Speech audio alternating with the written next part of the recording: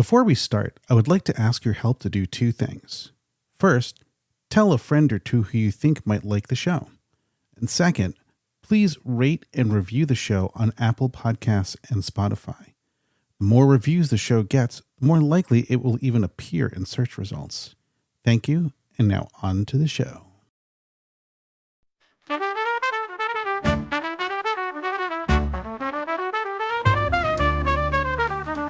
They make the trek out to Burning Man for a week and a day. After a lot of work, oh, there's a lot of play. Party, party, party, drama, drama, drama, bitch, bitch, bitch. Year after year, they come back to scratch that itch. They all say their lives have been changed. After many years, lives have been rearranged. That change is what this show is all about. You'll see the impact of Burning Man up and out. So sit back, relax, and cancel all your plans. These are the stories about the shadow of the man.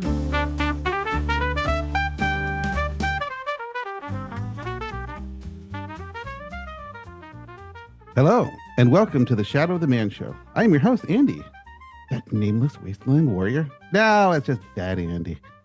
Today, our guest is the one and only, the Ayatollah of rock and roll, the mayor of Thunderdome, Diva Marisa. Welcome. Oh, that's not how you say my name. Oh, how would you like to say your name? Marisa. Marisa, Diva Marisa. Oh, that's better. It's way better. Oh yeah, it rhymes.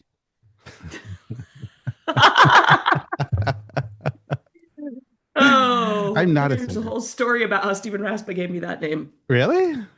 Mm-hmm. Well, let's start with that. Great. So my first Burning Man was 1999. I was dragged there by the Thunderdome founder, David King. And didn't know what I was doing. Camped partly with Thunderdome and partly with Pepe Ozan's opera camp. Oh, really? Because I thought it was going to be real opera. And so I ended up spending all of my nights at Thunderdome. And the second year I went out in 2000, I debuted singing in the Thunderdome, and I did the piece from The Fifth Element, which is now my signature piece. Stephen Raspa heard me in 2001 and then started inviting me to sing for Decompressions. I'm gonna make a noise that says please edit that out or something, because that's actually inaccurate, or maybe you're not gonna edit it and it's just gonna be lazy. Oh, just correct it. Yeah. Just correct it. Perfect. In 2002, I got invited to sing at my first Decompression. And right before I went on stage, Raspa was getting ready to introduce me, and he says, "What's your stage name?" And I said, "Marisa Lenhart." And he says, "That's a terrible stage name. You can't have a complicated first name and a complicated last name." And he walks out and he goes, "Diva Marisa." And I'm like, oh God, this is the worst name ever. It's so pretentious. And no opera singer, no full-time working opera singer would ever.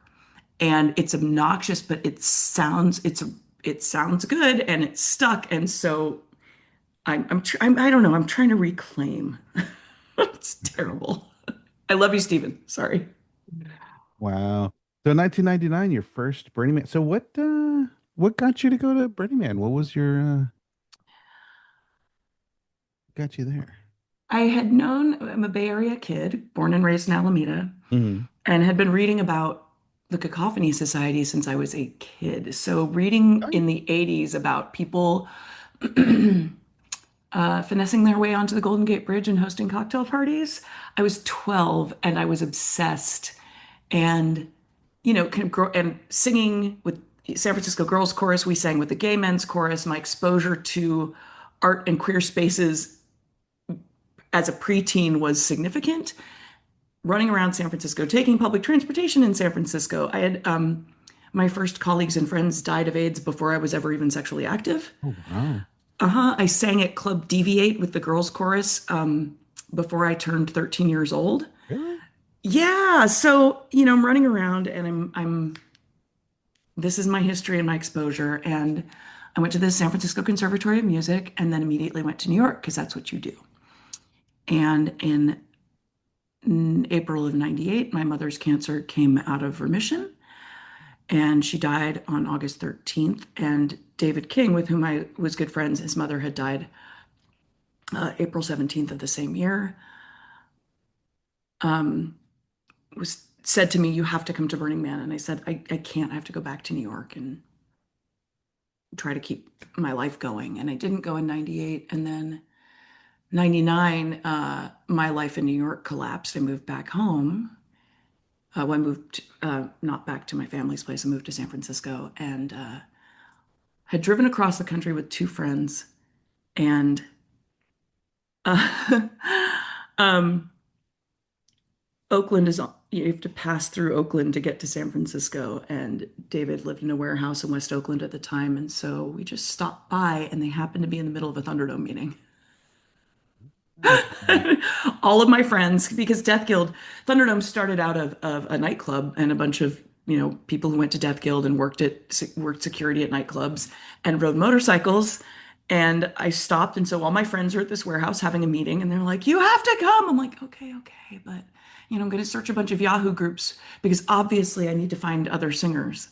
And that brings us back to the earlier part of the story where I was wrong about that and ended up uh, so coming to Thunderdome. just to to explain, what exactly is Death Guild like? Because is was Death Guild like so it predates Burning Man, predates Thunderdome? Does not predate Burning Man, but certainly does predate Thunderdome. So Death Guild is a nightclub that started in March of 1993.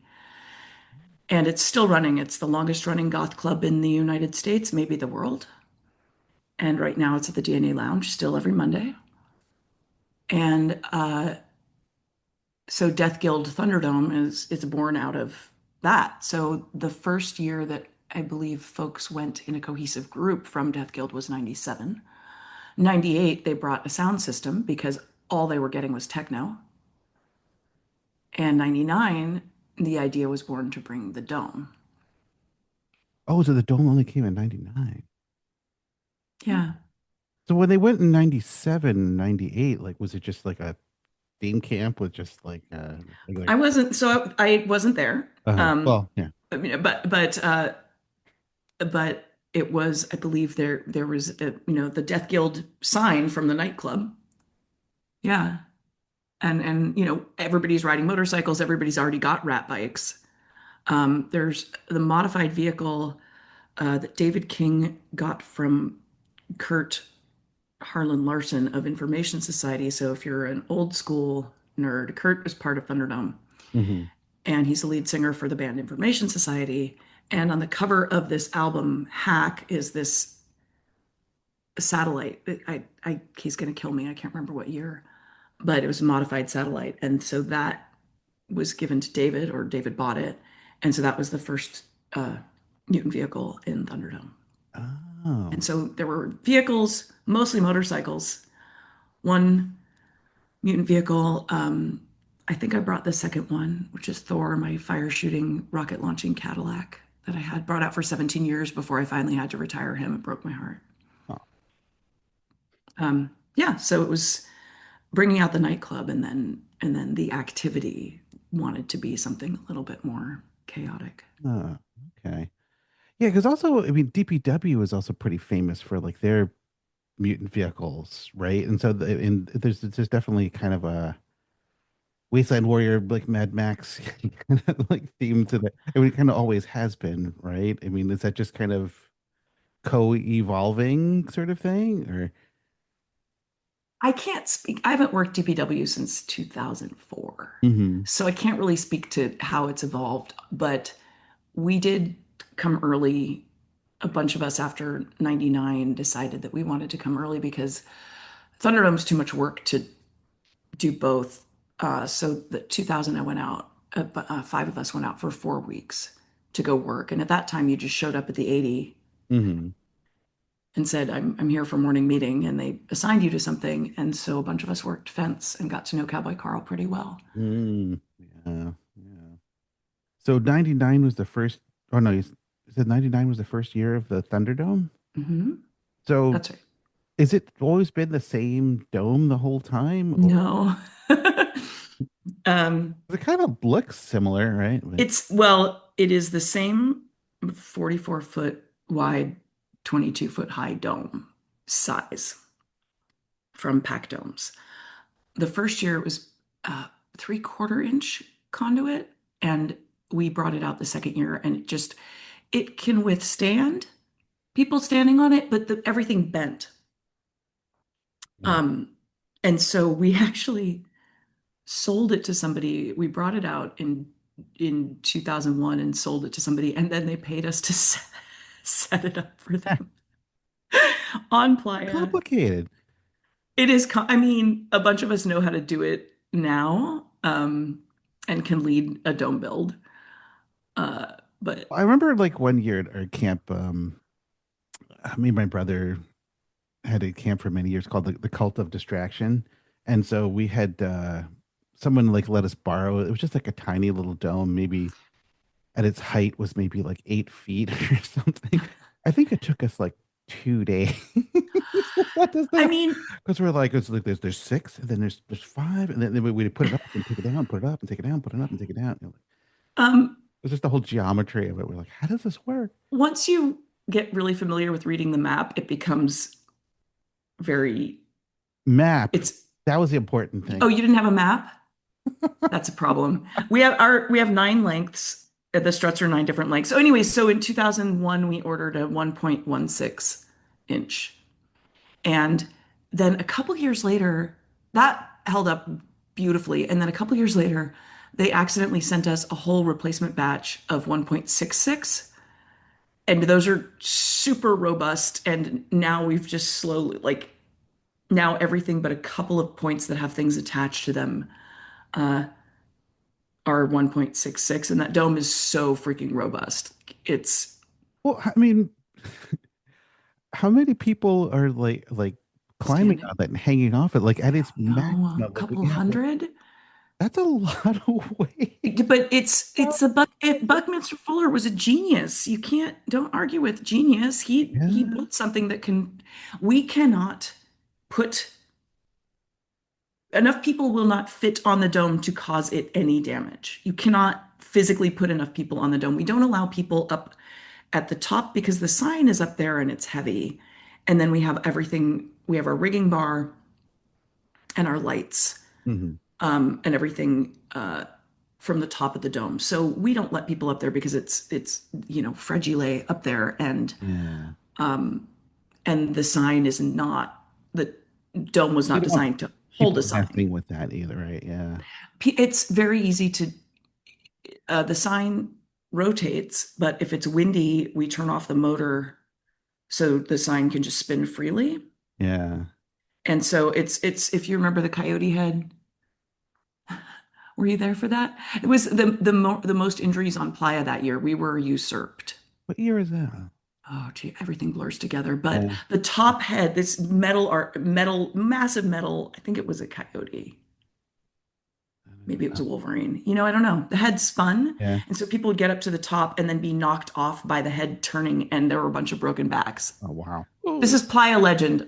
This is absolutely secondhand. This is not my art, so Yeah. somebody can yell at me. Well, speaking of the Thunderdome sign, I was just reading about like uh, one of the more famous pranks of somebody climbing up there and putting a hot topic 2009. as an and then the org coming up to it was like, that's advertisement. You can't put that up there. Oh, no, they didn't. No. So they That part is urban legend. oh, really? Yeah, the org knew what was going on from the beginning. I mean, it was a bunch of DPW folks who did it. So, no, we like to play with, I mean, we still tell people we're sponsored by Hot Topic. That is, Like, and the people that believe it, it's good. yeah. If only they would give you some money. I mean, Like no, no, thank everyone, you. there's no money at all. Like, yeah. Wow. And then another thing, because I remember, well, listening to your interview with Stuart Mangrove, there's a lot of stuff I had never like known about, but I guess I kind of thought about it was like just like the injuries, and that, talking about people who climb up to the top, but I was like, I never even thought about people falling through. All the Uh, time. Like, That's why we're so that is most of our security work is people. Okay, And you have people like on. y'all, when you climb the dome with an open container and crap all over your fucking feet, and then you're hailing your gross, dirty foot mess onto our heads and then Ugh. spilling your drinks. Yeah, no, if you drop a flashlight, it's ours. No, that's not true. But it's disgusting. It is disgusting, and we have to be. People are not aware. We had a guy who had cut himself on the bolts. Hmm. So the bolts go in, and so you have to like reach around to somehow The reach around. inside. Yeah, yeah. Sorry, you have to get to the inside of the dome to cut yourself on one of the bolts, but it's possible. And he was bleeding on us, just bleeding, bleeding. And we're like, please come down. You're bleeding on us. He didn't even know. He wasn't even aware he was bleeding. He had cut his shin open. Um, Shin. Like, how do you get your I shin on the inside of a I you dome? know, Like, people gonna high. I I I don't know. Um, mean, is there only but a certain level that they're like allowed to go? Do you guys have like a line or like? yeah, there's a line, there's caution tape. Oh, okay. And that's where we have the rigging bar attaches to several points. So we have a rigging bar from which our fighters are suspended, and that is attached to a bunch of points along the dome. And there are plates with these blocks that hold it to the dome. To dynamic load is sketchy. So static load is no problem. There's a lot less physics involved in determining what weight can be supported with static load. Dynamic load, very different situation. So our engineering says we want to accommodate 2,500 pounds of dynamic load per fighter. So it is that and puller fatigue are why we don't allow fighters typically don't allow fighters over 250 pounds. So so yeah, the we don't want anybody messing with the where the rigging is attached. And that is also where the lighting goes. We have in front of the DJ booth all our electricity that goes up to the sign. Um, yeah, it's we don't. Yes, there's a line. The caution tape is there for a reason, but we also don't want you falling in the dome. We don't want you injuring our people. And aesthetically, it wouldn't be very good if they had like netting like all on the inside. We did our first year. Oh, really? Yeah, we did.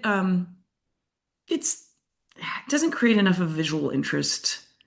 Um, it doesn't look good enough to warrant it being a pain in the ass. Somebody flew a drone into the dome once and Oh. lost a very expensive drone. Dipshit. I imagine the two fighters just stop fighting each other, like swinging around. Get it, get it. They didn't even notice. Oh, really? No, they didn't even notice Oh, because it was wow. it, yeah.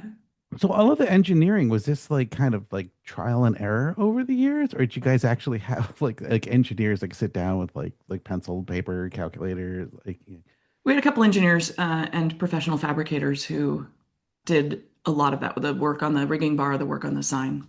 Oh, okay. I'm just imagining like, okay, when we bought this land, we built a house here in Hawaii, and so there's these two trees, and my son was like, I don't know, 10 years old, and I was like, I'm gonna put up a zip line, and I Oh didn't God. know much about. I mean, I'm a amateur engineer, sure, and looking at the Oh, instructions, and they were like, you want to have from one end to the other be like only a slight, like increase or decrease, and I was like, oh, screw that, like instead of like a couple of inches, I'm gonna have a couple feet, and so like the first run, okay, get on, go down, like smack into the. which one of your Like, kids slammed into the side of whatever was on the other end of it? Which one? Was it the one you didn't like as much? Was it the there's heavier only one? one, so. So we had a zip line for a couple of years, and I loved it. It Uh-huh. went from the scaffolding, which is higher than the dome, to the dome. Uh-huh. And we had to have catchers. But the biggest issue is so the dome can totally handle it. The scaffolding can totally handle it. These are not the issues. The biggest issue is that people drive mutant vehicles on the Esplanade all the fucking time. Well, how high was the zip line? Oh, uh, let's see. Dome is 22 and a half, 22. That's pretty high. So 20. Well, it didn't come in at the top of the dome. It came in at the Oh, upper side. okay. But people are dipshits. So you need What? security, and you're not supposed to drive on the fucking Esplanade, but you need security on either side 24/7, or you're de-rigging and rigging the zip line every day because if a fucking unaware mutant vehicle driver, I know that never happens, drives down, it will tear down the scaffolding. Ooh. Yeah. And this is a fight in camp, but because I'm the one being interviewed right now, I'm going to say it is a fucking terrible idea unless you can have staffing 24/7 or and that's even if you do it when dome is operational.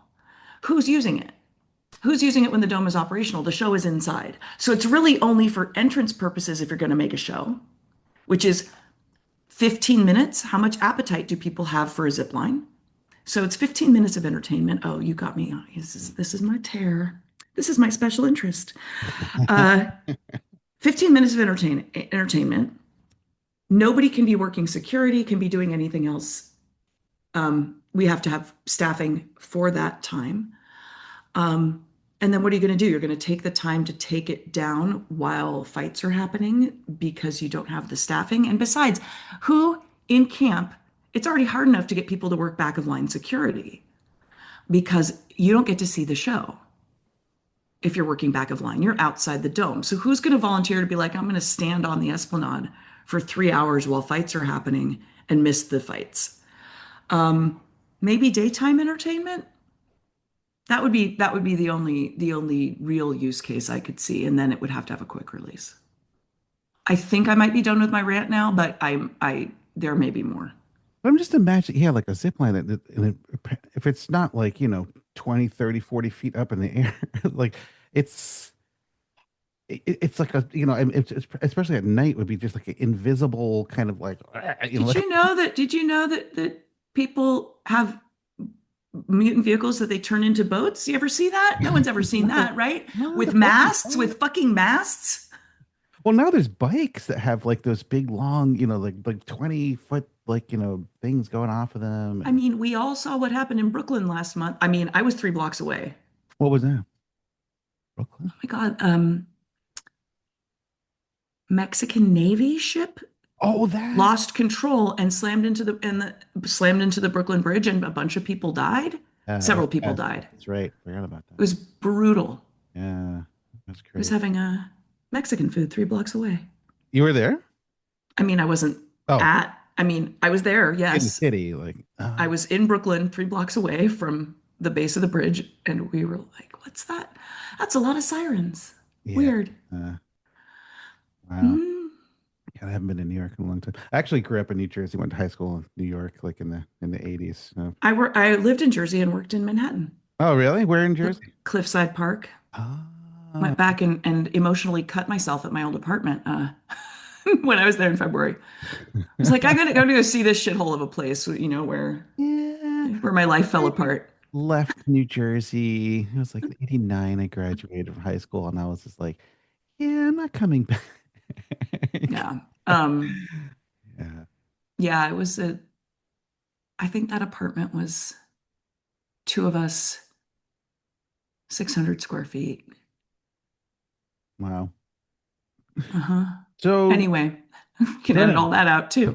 Well, back to Burning Man. Anyway, So this is 1999. my villain origin story, by the way. This is It's like, why did you turn evil? So 1999, your first year at Burning Man. Uh-huh. Uh, so you said you kind of went like you were thinking more of like the joining the like Pepe I Ozan did join. opera, but you. So how did you get involved with Thunderdome, or I guess back then, or was it Death Guild slash Thunderdome, or the Thunderdome was just part of Death Guild, or was that the first year at Thunder? God, these are so many questions. Okay, so how did I get involved? Is that I have been going to Yeah. Death Guild, the nightclub, since 1993, and those are all my friends. Okay. I knew all of those people and had known them for years and years and years and years, well before Death Guild went to Burning Man. So those were my people. That was my community. Because I'm a goth. Uh, but I felt certain that the art I would want to commit at Burning Man would be opera because that is my art. And it didn't occur to me that we were going to be building a stage. And in fact, we didn't think that strangers would want to fight. We just thought we were going to be building it for ourselves to fight. So, um, uh, I emailed folks, and the 90s there weren't really great websites you could look at to so I think I found some Burning Man listserv, and it was recommended that I introduce myself to the folks at Pepe Ozan's opera, and I met those folks. And so I went to rehearsals during the day, and but I spent every night I slept at Thunderdome.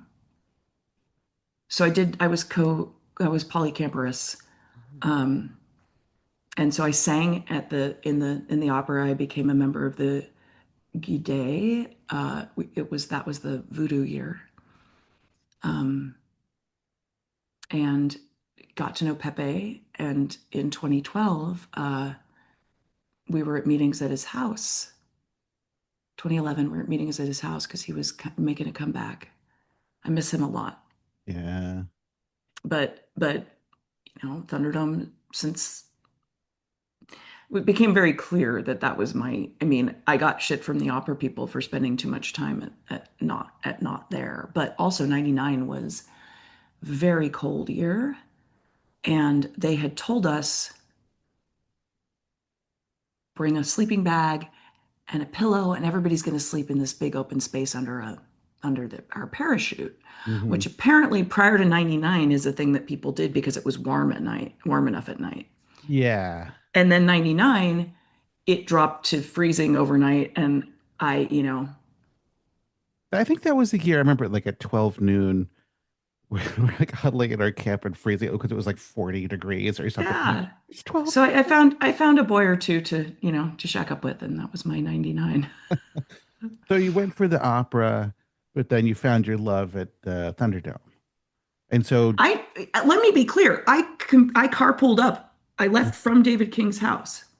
I carpooled up with Thunderdome. So to say that I was at the opera and then joined Thunderdome is not accurate at yeah, all. well, no. Like I came up with Mhm. Thunderdome crew. Our vehicles broke down together. I didn't meet anyone from the opera until I had been on playa for 3 days. Okay. Because I stayed at Thunderdome, assembled the first dome, and then to um, went to the first rehearsal. Oh. So, so from ensuing years, I take it you went back like year after year. I've Like, never missed one. Yeah. oh, really? Wow. Um, Mm-mm. did you split your time those first couple of years between the opera and Death Guilds? No, I was at the opera for maybe 25% of the time my first year, and then I That's never it. looked back. Awesome. No, I mean, no, no, no, no. I love them. They're Uh-huh. great. Yeah. Well, it's part of your time there. But yeah. But also, I did DPW. I got super involved. Uh, I built my first mutant vehicle. It was a Thunderdome vehicle. That was 2000. So, no, I was not. I was barely polycamperous the first year, and I got a ton of shit for it from the opera people because I assumed that the minute rehearsal started, I would be spending all my time at opera camp, and I spent less than the minimum amount necessary. So, going back in 2000, did you like get involved with like leadership, or were you just kind of like, ah, I'm one of the volunteers hanging out? Thunderdome For leadership? Thunderdome, yeah. Volunteers. I Yeah. didn't start leading until 2004. Oh. Um, yeah, 2003 was my last relaxed year. And like the DPW and stuff, was that kind of like in that interregnum kind of period, like between like 94 or 99? I, yeah, 2000, 2001, 2002, 2003. I did a little bit of DPW in 2004 and then realized I could not do DPW and manage Thunderdome. There's Yeah. absolutely not. Well, you got to learn your limits, right? Yeah, I was a puppy. While. I was very young. Aren't we all? I think it's funny because I think that I don't know. If, I always remember I was doing kind of like a going down a rabbit hole, doing a deep dive and like looking at like the Burning Man census and like statistics. I mean, they're like over like many years and just seeing like the age distribution and stuff and it Is it just all Gen X now? well, I don't know, maybe, but just one of the things that kind of stuck with me was just that, like over like many years, it seems like the largest contingent of people are is pretty much between like 20 and 35 or so. It almost seems like a rotating cast of characters of like younger people. I mean, there's always like there's many people of every age, but it just seems like the majority of the people are younger. Fascinating. I think of us as an aging population, but I guess that's inaccurate. Well, I mean, it's always people kind of like cycle in and cycle out too. And also, I don't know if you see my t-shirt. Oh, Aw, that's cute. well, last year when I went back, for the listeners that can't see, I Oh, Andy's wearing a graduated. shirt that is the classic Burning Man logo with a little graduation cap on it, holding a diploma in its outstretched right hand, and the text on the side reads graduated. Yeah. Gold So on black. last year was the first regional contact alumni reunion I did. 'Cause I mean, it was like I'm an alumni, and it's like I know that a number of people who are alumni, and I was just like, oh, there's a lot of people who like who've been regional contacts, or I mean, now you think about it, there's people who've been DPW, people who've been like all sorts of things, and it's like, oh, I've moved on, but then you kind of come back after many years, and it's like, well, what do you do when you're an alumni and you come back? You have an alumni reunion. It's like Was it weird? no one ever done this before. But I don't know. There was like two people showed up last year. And we're gonna do it again this year. It's center camp. I think it's gonna be like Wednesday. Actually, by the time this comes out, it'll already happen. But it's gonna be like Wednesday on the playa at like 4 to 6. During the cacophony cocktail hour? Well, that's 6 to 8 or something. So we're like right before that. We like lead into it. Yeah. Not that there's a cacophony cocktail hour. Don't go. Yeah, okay. You may already be a member. Yeah. I'm just amazed that at 12 years old you were reading about cacophony. Like, how did I you read about like with the newspaper, where'd the you get that Chronicle, from? Like just like the the bookstores my or parents' front porch. Like they yeah. made the news.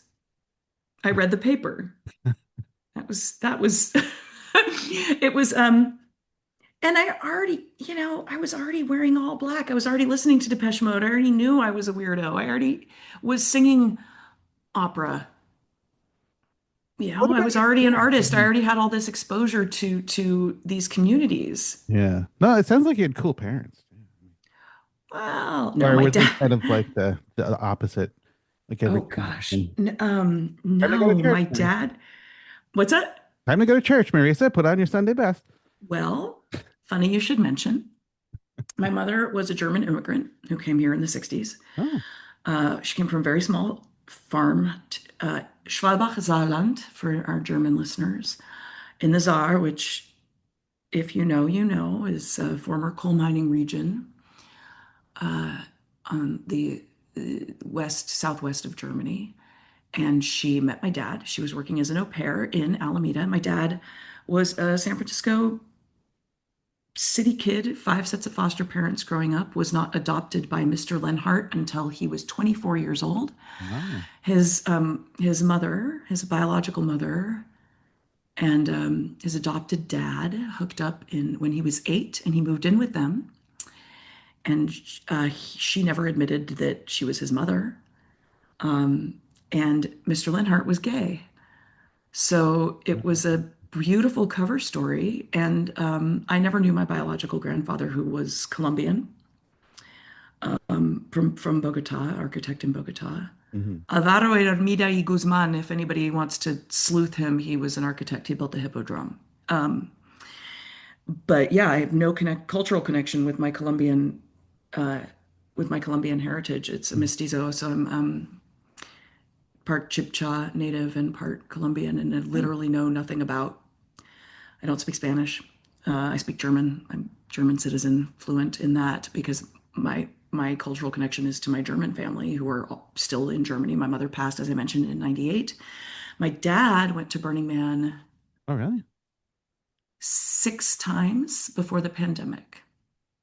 Wow. Yeah, Camp with he you came. guys? Oh yeah, he worked security. Oh, really? Yep, he was amazing. So we have the security front and back of security for our fighters, and then we have the. I'm making T. a perpendicular Side T. sign with my hands right now. It's just not helpful. So if your fighters are off to the left, then dead ahead of you is the dome, and there's somebody who works security just so that our staff can quickly get in and out of the dome without having to navigate through a line of people. And that was my dad's job. And he was amazing at it. And he has not been back since the pandemic, and we miss him. So, my dad, super liberal, very cool. My mom, German conservative, which means that she believes in healthcare. She believed in healthcare for everybody. She believed in housing for everybody. Hmm. She was an interior designer, so gay people were fine and straight people were fine, but those bisexuals, they just liked sex. But I did grow up Catholic because my dad found a lot of strong community in the Catholic Church, and I spend a lot of time at church. In fact, I get paid to sing at church. Oh, yeah. So yeah, I sang, and I trained up with the Catholics to. In 2000, I moved back to San Francisco in '99, and I needed more money than I was making. So I got out the phone book and I sent a cover letter and my resume to all 88 churches in San Francisco. Oh, And three of them I sent one to the Temple of Set. Uh, yeah. Weird I start, though. was I mean, who knows what they want. And three got back to me. One said, we are a congregation of 20. We don't need a singer. One said, we're putting you That's on our good. list to do weddings. And one from St. Anne's of the Sunset, a huge parish on Funston and Kirkham, I think. The guy got back to me. He said, our cantor is always late. She's not interested in this job anymore. I'm going to train you up if you're the real deal. So I started going to him uh, once a once or twice a week for a month while he trained me how to be a cantor. If you don't know about cantoring, No, explain it. it's yeah. So it's not obviously because it's a Catholic church. Jewish cantoring is very different. It is an actual religious position within the Jewish Yeah. faith. A cantor for Catholic service leads the mass. So just as an example, if I sing Kyrie eleison, then the whole congregation goes Kyrie eleison. So it's leading the service. You sing all the hymns, you do the whole thing. Yeah, opening hymn, Kyrie Gloria, offertory communion, responsorials, closing hymn, whatever else you got. And so he trained me up, and I swapped in, did 3 services a week, one on Saturday, two Sunday morning for years. Moved to Alameda, switched churches. They lost St. Barnabas and Alameda lost their funding, and I got hired by St. Margaret Mary, which did beautiful music. And then their pastor, their priest fired me What? when he found out, yeah, when he found out that I got married not in a church. So legally in the state of California, you can be replaced in your job. If you work for a religious institution, you can be replaced in your job by a member of that religion. And so he had been hoping he knew I lived in sin with my boyfriend, but he was hoping for that kind of last ditch thing. And I took a couple weeks off, and I said, "Oh," he said, "Where have you been?" And I said, "I got married." And he said, "I think you can't work here anymore." if you don't let me marry you in the church. He said, where did you get married? And I said, in Berkeley. And he said, no, which parish? And I said, outdoors. And he said, I think that's evil. I don't think you can sing here anymore. And I immediately, on my drive home, I called the music director with whom I had a great relationship. And I said, he's going to make you fire me. He said, what are you talking about? I said, he's going to make you fire me. I promise. And the next day, the guy didn't, the freaking Father Zach did not even have the testicular fortitude to fire me himself. He made my friend do it. Wow. And That's the members of that parish were so kind to me after that. Um, because I'm not spiritual, I'm not religious. that was going to But be another question I had. Yeah, yeah. but then so I post I on mean, Facebook. I'm in hysterical tears. I've got a bunch of priests on my Facebook list because I've been subbing, not that kind of subbing, for churches all over the Bay Area for years. And so I post on Facebook, and Father Jeff Keys, who was at St. Edward's in Fremont, wrote on my Facebook profile, he said, you will always have a job at St. Edward. Contact Sam Dorlock, the music director, immediately. Because I have a good reputation. I can sight read Latin. I can sight read anything you throw in front of me. I'm on time. I, I'm a really good musician. mhm. I, not to overspeak, but I have a reputation. I have excellent training. I have a degree, uh, and I don't fuck around. So then he privately messages me because he knows my politics and writes, "You always have a job at St. Edward. Just don't scandalize the choir." Ah, Like, oh, you know me. So I went, and then 2 years later, they lost their funding. And by that point, I was making enough money at my day job that I just didn't replace it. And now I sub for an amazing place at St. John's Presbyterian where they don't care about my hair color. Because it was blue, it was brown until after St. Edward's. Because you can't go to a traditional Catholic church looking the way I look now. so And for listeners, uh, I have a blue mohawk now. But the blue mohawk, or the not living in sin doesn't matter, but getting married outside in Berkeley, outside of a church, ooh, yeah, bad. I mean, yeah. did they ever anyone ever be like, what about this picture we have from this devil festival in the desert? Like, No, did that never no. And what's come up? funny is that they knew I went to Burning Man. They knew all of this. I rode my motorcycle to services. I never went to take communion. Um, and I received my first communion. I was never confirmed into the Catholic Church. Um, it is my understanding that the belief is there are these points in the Catholic faith. And I am not. I was raised Catholic. I'm not a practicing Catholic, but there are these points at which that are conversion points. A lot of people want to get married in a church, so they will go back to the faith so that they have use of that facility, and they will say they are of the faith, and they probably donate some amount. And my husband was we're no longer together, but he's Jewish. I said, Mhm. "Oh, my husband's Jewish. I can't get married in a church." And he goes, "No, we can get a special dispensation. Catholics will go through all the hoops to convert you or to get you in." Yeah. And there are marriage is the last point before a deathbed confessional that is considered one of these pinnacle points. So Yeah. I was a lost cause. I didn't want to get married. I didn't want a white dress or, fancy church service. And so was it like, oh, well, Yeah. holding out That's for the funny because deathbed I confessional. grew I up. was so hurt. I was so incredibly, I had been in that community for 8 years. The congregation and are probably still lovely. And they were so supportive, and they made sure that I knew that they didn't support his decision, and they appealed and everything too. Yeah. And by that point, I just said, I'm not interested in, no thanks. I know how to not be where I'm not wanted. Yeah. But I mean, I don't know. I mean, well, kind of getting some Sorry, weeds. talk This is not about. about Burning Man. Well, no, I mean, it kind I of drove, I makes. drove Thor. I drove my mutant vehicle to that church repeatedly. It was my only car for more than 10 years. I But didn't have another, like what I the had, people like the congregants like looking at you were half of them like clutching their pearls, another half just like, yeah, that's awesome. I have to say this about the congregations at which I've been fortunate to sing. Um, Catholics tend to highly value education. They highly value kindness. Uh, most of them are not super evangelical. Nobody in this parish with whom I'm Facebook friends, obviously, supports our current administration Hmm. because they consider it evil. They consider it anti-immigrant, which it is. Oh, yeah. Um, it was so weird. And so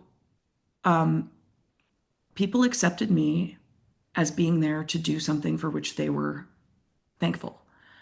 I met some of the kindest people in this congregation, and I don't, and nobody said anything shitty to me, even though they knew I wasn't Catholic. They Hmm. were very kind. The congregants are incredibly kind. And my dad doesn't go to church anymore because he's, very pro LGBTQIA, and I'm queer, so he, you know, he's supportive of me. And some of the people I like best are Catholic. No, I can't. But any evangelical is gives me the heebie-jeebies. If it's somebody who is, insisting that astrology is the way, or insisting that, Hmm. sky Jesus is the way. I question anything that's not strictly scientific. Yeah. So, No, this is all so definitely. it all runs together for me. People Yeah. seem to need a belief system, Yeah. and it helps create sense out of chaos. Uh, Yeah. and But this all totally anyway, resonates with me because, like, yeah, I grew up Catholic. I mean, I remember, like, as a kid, like, we actually would go to church, but then, like, as years went by, it was just kind of like Christmas and Easter, you know. And then I actually went to like a Jesuit high school, yeah. and then, yeah, I mean, like, definitely value education. But then, of course, after that in college, and then after college, moved to San Francisco, and and then after being in San Francisco for 2 years, like I went off to this devil festival out in the desert. Spike TV came to film us. We got permission from Burning Man. Spike TV came and did a documentary, a 5-part series on us in 2006. Uh, They came to church and filmed me. really? Yes, yes. I could have to dig it up somewhere, Um, but there's footage of me singing on a Spike TV documentary and I'd ridden my motorcycle there. so singing in the churches, was this kind of just like, was this like a job for you? Is this just like your passion? I mean, do you have like a No, day? no, no, they pay me. Oh my God, no, they pay me. Sorry. No, I'm not just going to go to church. Well, No, that's a paid go gig. to church and not believe it. It's a paid gig. Oh yeah. Absolutely. It's one of the best ways for singers to make money. It's one of the only ways out of school that a singer can make money. Yes, there's cantors. You go to oh, what's the really good one? That Saint Dominic's, the beautiful one in San Francisco. You, two thirds of those singers, a third of them are Jewish. And they're, oh my God, no. Musicians we're scrappy as shit, man. Yeah. I will take a paycheck anywhere to go sing. Yes, I it mean, was a that must be job. hard to make It up. was for the first 6 years I did it, it was 30% of my income, just the church. Oh, Yes.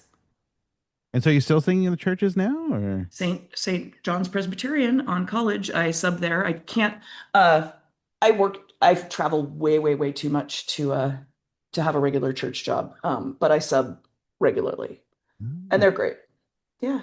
And what about, you said you're a trained classical like opera singer. Do you ever sing any operas or anything? Or I haven't done a full opera since before the pandemic, and it's been very hard to break back in. oh yeah. But I've done a ton of really fun circus stuff. So I'm doing a lot of opera on trapeze now. Oh wow. Yeah, I've been doing that in the dome since the How last. did that come about? I mean, with the singing. I mean, in the Funny you should mention. So we're going to reel it back. yeah, We're going to bring it back not back in. and forth, but whatever. RASPA brought to that decompression in 2002, brought Greg Angelo of Velocity Circus to come and hear me sing because he knew I was going to do the Fifth Element. Greg had never been to Burning Man. 2003, early, I get a call from Greg Angelo saying, "You do that piece from the Fifth Element. We have a request for the piece from the Fifth Element." So I joined a circus in 2003, and I have never looked back. It makes my life make sense. So my degree is from the San Francisco Conservatory of Music, a bachelor's accredited music school, yada, yada, yada. But that chaos, I've traveled with the circus. I've, I, we've gone to festivals. We do everything that you associate with traveling with a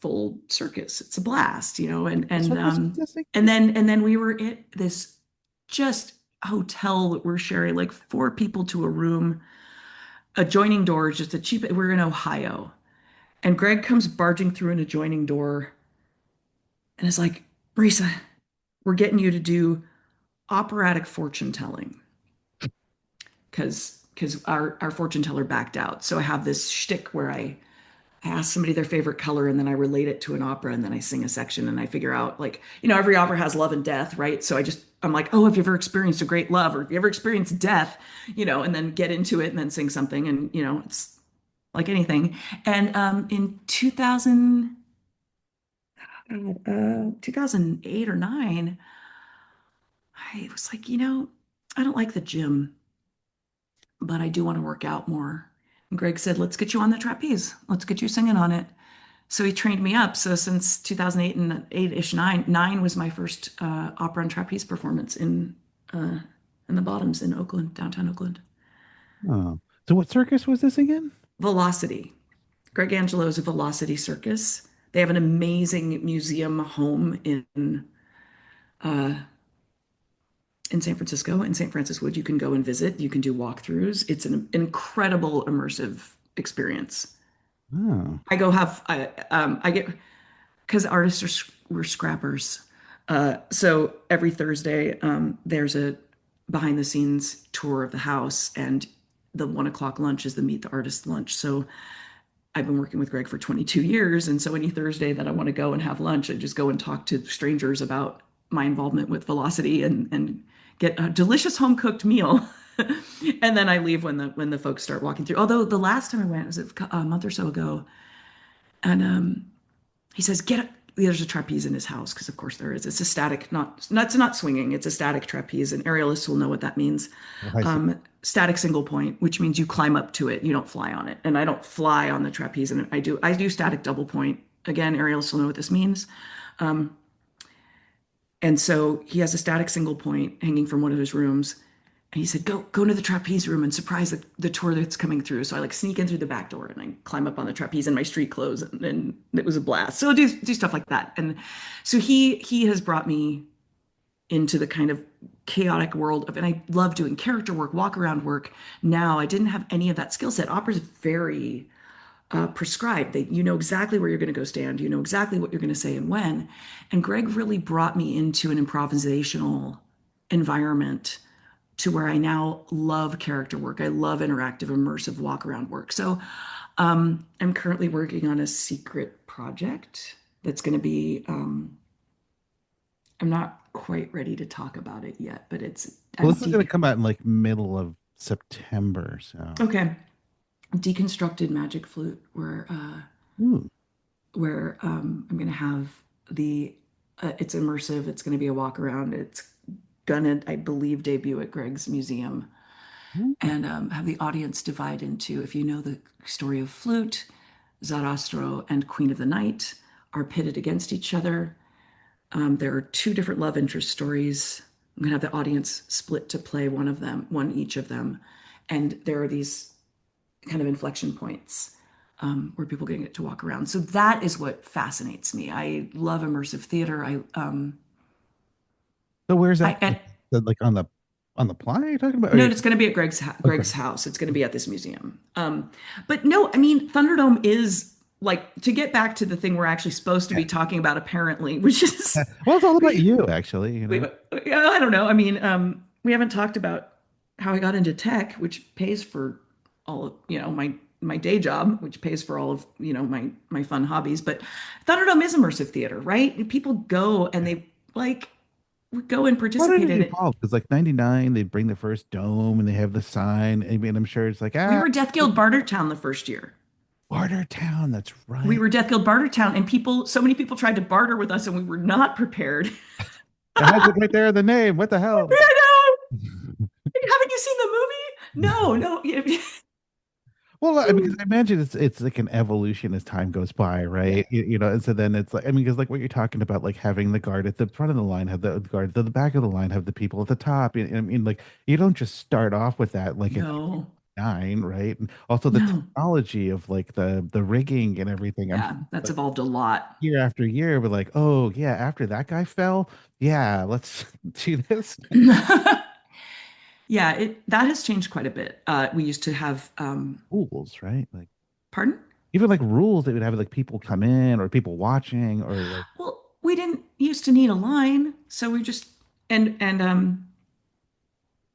we didn't used to have pullers. The first evolution of it is we stood on milk crates and then had them removed, and we were rigged. We were suspended from a series of chains that came off the side of it, were attached from three different points to again address the dynamic load. Chains would come to a single point from which a fighter was suspended. And now we have the rigging bar. And then we didn't used to have the cranks, right? So you just had to hope that you could get up high enough, again, with the milk crates. So it's not like elastic like in the movie. Like you're not like shooting at each other. Like Yeah, we are. But so the part that holds the fighter, the rigging in the air, that's a cable that's oh, attached, cable from the side of the dome where we have somebody running a winch, which is a hand crank, uh, to raise and lower the fighter. That cable goes up to the rigging point, and then there is um, static contraption mm, that goes down to the bungee ropes. And the bungee ropes snap into your climbing harness with carabiners. okay. So the only part that's bungee is the part from which the very last part from which the fighter is Oh, suspended. okay. So there's not Ev- like, a lot of play. Like you're not like bouncing from one side to the other. Not to that degree. Yeah. We wish, but it's very hard to, it's almost impossible to fabricate that and not have active. It's not aerial rigging where you have somebody who can just yank and it goes up and down really quickly. I imagine that would be a lot more dangerous to people just fly. And circus rigging is like to have some. You need a professional rigger if you're gonna do fly rigging like that. People, that's a great way to get killed. And if you've done a circus show and you look at that kind of rigging, it's that is a highly technical skill. Yeah. So how do the matches work? And like how often? I mean, are you guys running like I mean, it's not 24/7, right? I It's mean, about 3 hours a night from 9 to midnight. oh, okay. That's actually Um, fun. Yeah. Takes about 25 people over the course of an evening to run the dome, which is why we don't do it more. Our crew is 50 to 75 people on any given year. 80 with guests, or 55 core people and about 80 85 with our guests. So no, we don't have enough. We're not that big a crew. We're very tight knit. So uh, we run from 9 to midnight. We run about, God, 50 fights a night, maybe. 50? How long do they last? I mean, Between 3 and 5 minutes is a long fight. oh really? 7 to 8 minutes is an insanely long fight with people who are getting their cardio regularly, like a really seasoned rock climber or an aerialist will be able to do a longer fight. How does it it's late to ask, but how does it end? Like each match? I mean, Oh, well, you're people up with people usually you have an officiant who, if you get a significant enough injury, we will remove you. Um, But the officiant will check. If you look at a fight closely, the officiant is constantly checking in with the fighters. And they're saying, do you want to go again? Are you ready to go again? And if they sense that somebody's looking exhausted, they will say, what do you want to do? And the answer can be, and they'll say something like, do you want to go one more time and call it immediately? Do you want to look like you didn't give up? Because we're there for the show. We're there to help yeah. them make a show, right? We're not like, oh, this person crapped out. It's like, why don't you do one more pullback? and then get a hit in and we'll call it immediately or what any number of things. So it's almost always fighter fatigue. And what do they fight with? We have PVC tubing onto which we slide pool noodles, um, Okay. which are held together with glue and tape, and then we put a sock over them. And then the end of the pool noodle also, so the boffer itself is pool noodle, skinny handle, and then what you're gripping onto is another smaller section of pool noodle. Um, yeah, They're not like springing up to the side and grabbing chainsaws off or only a little. very large hammers. No, we don't let people fight with. We don't even let people bare knuckle, and we don't let people fight with their own weapons just because we'll get injured. Yeah. Well, what if, I because that was one thing I remember, like when I was in college and we made very similar things. It's like electrical conduit and like pipe insulation Yeah. and like and duct tape. And so we would made all sorts of things like war hammers and axes We and katanas. Like, we have a couple of professional like semi-professional cosplayers, prop people, uh-huh, uh, and reenactors, uh-huh. and they've been experimenting with some new prototypes. So that's been interesting. Wait, do you have They're like a selection? Like where when the fighters come up, it's like choose your weapon or no, our we have weapons people, and that's kind of a dancing entertainment act role where the weapons people will hand the weapons. They pick for you. oh, you don't get to choose your own You weapon. do not. Oh. Huh. And like you said, Nick, no one over 250 pounds. Is there like a lower limit or like age limits, like lower and Yeah. higher? Um, People who are under 100 pounds, it can be hard to, it can be very dangerous. They can fall out. It depends on how that 100 pounds is distributed. Hmm. Age wise, you got to have a parent approving if you're, you know, younger than if you're a minor. Like if you just look We're too young, we'll be like, "Mm, yeah, that's what vouch you for you. well, we got Is your carding? no. I mean, typically, if somebody's at in line at Thunderdome at night, they are over 18, right? Like, um, we used to do Kidsville every year. We used to go to Kidsville and we hosted little tiny fights in their little tiny jungle gym dome. Oh my God, that's funny. And it was so adorable. And kids are so brutal. So brutal. Oh my God. And then we had and then we there would be kids who would be too big to fight in the little tiny dome. And there weren't bungee harnesses or anything. We just let them go beat each other with we'd take our smallest Mhm. weapons. And we do the speech and we'd have our smallest officiants. We'd go in and it was so cute. And then a lot of the teenagers who were camped in Kidsville were too big for that. And so we would say it's teen night in the dome. And then I had an uncomfortable conversation with Charlie Dolman, who said, the sheriff wants to talk to you. Oh, uh-oh. Washoe sheriff wants to talk to you because he thinks you're encouraging child violence. And I said, well, that was our last teen night. And then we hosted kids' fights in the dome on Thursday. And I had this absolutely awful woman come up to me, ask me if I ran Thunderdome. She said, are you encouraging this? And I said, no, the parents are encouraging this. Because we used to have, once Kidville stopped bringing their tiny dome, we let the kids come and duke it out in ours. But Kidsville is highly protected with walls, Hmm. and Thunderdome is totally out there. So this just evil woman said, "If can I go hit a kid?" And I said, Got a "What the?" monster on I you? said, "What the fuck is wrong with you? You're disgusting. Get the fuck away from me." And she said, "What's your name?" And I said, "I don't think so." She was trying to start a fight, and instead of starting it with the parents who were encouraging their children to do this, she started with me because that made sense. So I later received a message from an attorney What? who said, I need to talk to you about this. I saw some things that upset me and I ignored it. And it was, I don't know, 2 years ago. And it was via Facebook. And I was like, you know what?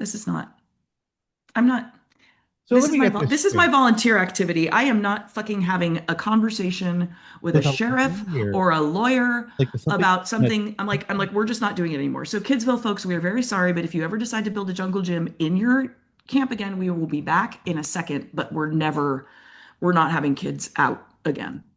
it's just amazing to me that someone would contact their lawyer about something they saw at Burning Man. They're just like, I was highly disturbed. Karen's gonna Like, Karen. where do you And think I'm you are? Like, ugh. uh, It almost sounds like people. a playa theme camp. Well, it's also Why a lawyer? so typical that instead of approaching a parent, you would go to this perceived authority. Yeah. Like, you know what I did during the rain? I was like, you know what, we should have a fucking slip and slide Oh. because you can hurt yourself on that. Like, don't I'm not here for good ideas. You want to injure yourself, you have fun. All right. I think it's about time we get to the last question. Mm. The impact of Burning Man on your life, the theme of the show, the whole shadow of the man over all these years. So 99, you've been going every single year. Why? Like, what keeps you coming back? My community, 100%. Um, Working DPW. Um, my community's expanded out, right? So you go and there are 10,000 people there, 15,000 people there, and you work in these communities and you become friends with, you know, people who are now managing bigger things. Um, Everybody kind of grows up and evolves. If Thunderdome didn't go, would I go? Probably not. It's for me, it's about my family reunion and my vacation. I mean, it's not really a vacation because we're all working, Reunion. but we are the kind of people who need to be working and building something together in order to spend time together. And you find enough people like that, you get the right people. We don't have a kitchen, we don't provide power, we don't have any amenities. So the people that we attract are a certain type of person. And it shaped so much of my life, the realm of possibility, and also managing has enabled and empowered my entire day job career. Uh, I managed Thunderdome before I had a management position, at a Fortune 500 company. So um, people are sensitive and kind and thoughtful and want to be seen Hmm. for their contributions, and that is consistent across Yeah. across everything. And honoring that means the world to me. Oh yeah. And empowering people is very much a motivator for me. People who don't have the opportunity to do these kinds of things in their real life, in their other life.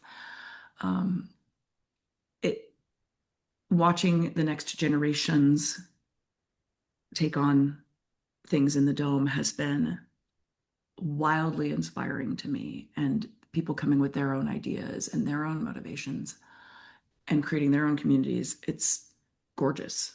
Oh yeah. Oh yeah. I always stuck with me like one of Larry's quotes. It's like Burning Man is like a it's like a religion without the spiritual, like without the supernatural.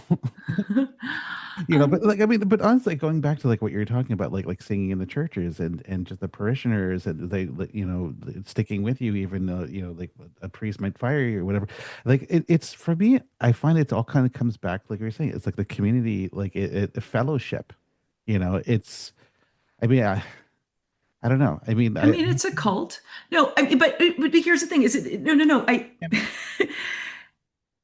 defined as I got in trouble for saying this to a an evangelical friend who was she is now fully recovered, but I said, religion's Christianity is a cult, and she and actually her it was her husband at the time who took offense at this and said, "What do you mean?" And I said, "Well, a cult is defined as a cult of personality. Your community of people gathered around a central figure." And he had the he spoke too quickly. He spoke faster than his brain could move, and said, "Well, what's the cult of personality in that?" And I said, "Literally Jesus." Who's that? No, but it was this Oh, funny moment of this Christian going, "Well, what do you mean it's a cult?" I'm like, and I feel like Burning Man is people want community so badly, and people will form literal fabrications. I'm sorry, I don't mean to offend anybody, but like it sounds to me the same as saying you believe in Santa Claus.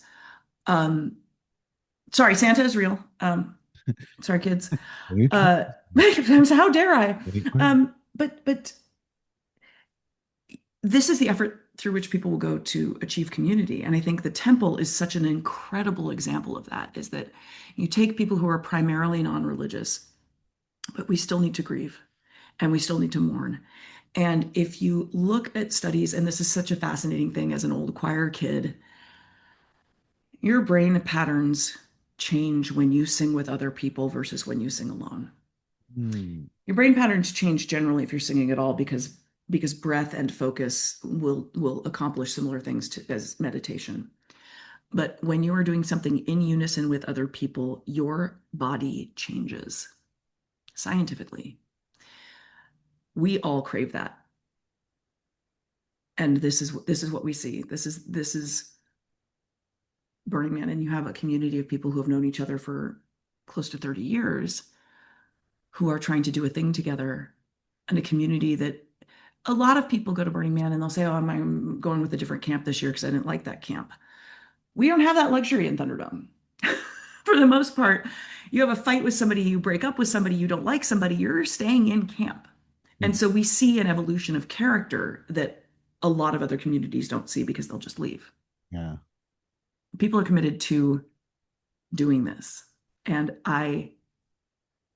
as other people in camp take on more leadership and more management positions, and my role becomes more advisory, more ambassador, more um, Yeah. hands off. I guess one last thing I want to talk to you about, but no, because like I'm going death. to finish that. I'm going to finish that, and it becomes an incredible thing to which other people are drawn, whether or not they like me, whether or not we're friends. And I think that that's critical for the evolution of Thunderdome, is that it needs to continue on Exactly. beyond me. So what were you going to say? Sorry. Well, I was gonna say like Death Guild Thunderdome is probably one of the longest persisting theme camps in like Burning Man's history, right? And you're saying that like it's been this tight knit group of family, and yeah, I mean like obviously it's like you can't do it for like forever, or it's like you might want to take a year off or go Mhm. travel in Europe or whatever. It's like how do you handle like the transition? I mean, and do you like and how do you feel like newer younger people coming along, like will they continue the same traditions, or will they totally change it up and just like, nah, I don't want to do this, I want to do something else, or we want to do this like 8 hours a day or 12 hours a day or whatever. I mean, the group will do what the group wants to do. Hmm. I'm not I'm not here to tell people what to do. I'm here to empower people to do what the group wants to do. I think a really common misconception of management is that you're there to tell people what to do. Hmm. Have you fucking met the people in Thunderdome? That's hilarious. Um, get a whole bunch of people with oppositional defiance disorder and try to manage them. Absolutely the fuck not. No. The group wants what it wants. The group will say, we want to do this. Hmm. And if one person suggests something in a meeting and 25 other people don't want to do it, they're not going to be quiet about it. So a lot of it is fascinating because I don't even need to fight these battles.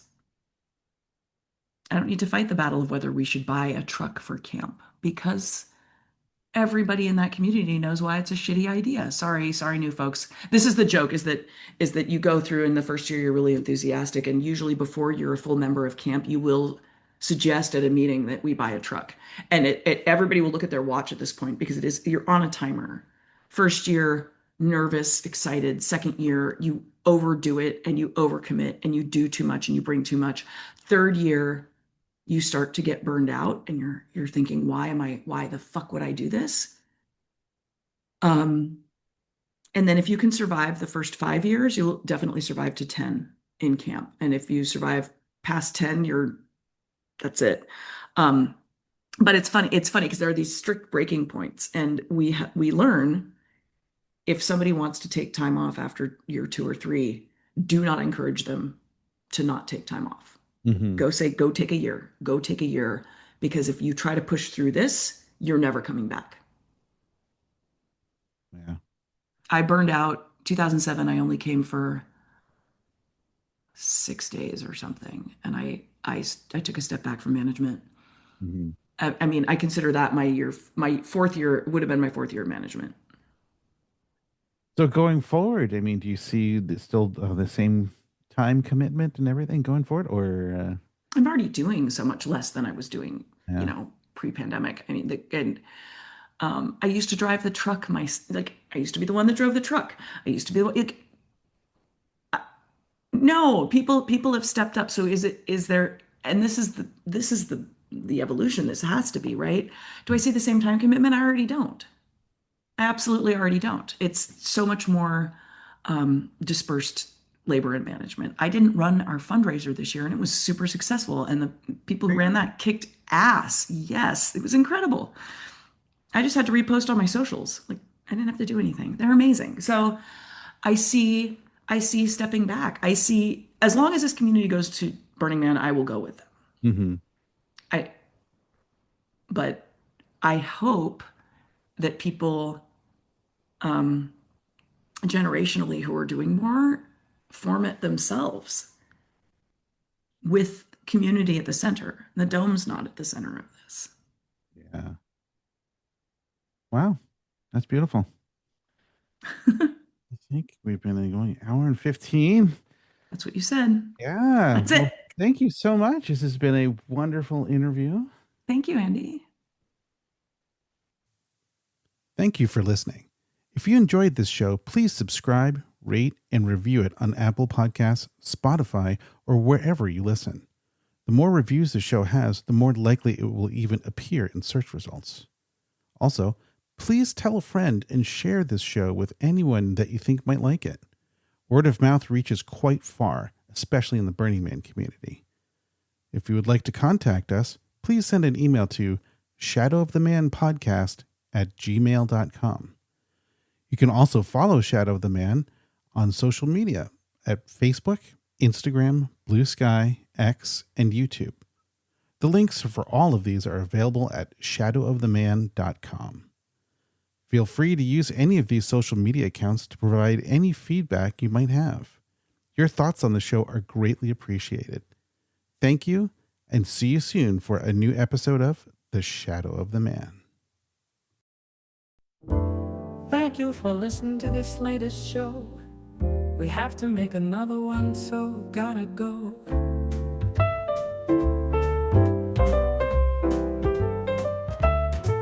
Don't worry, for next month we already have one in the can.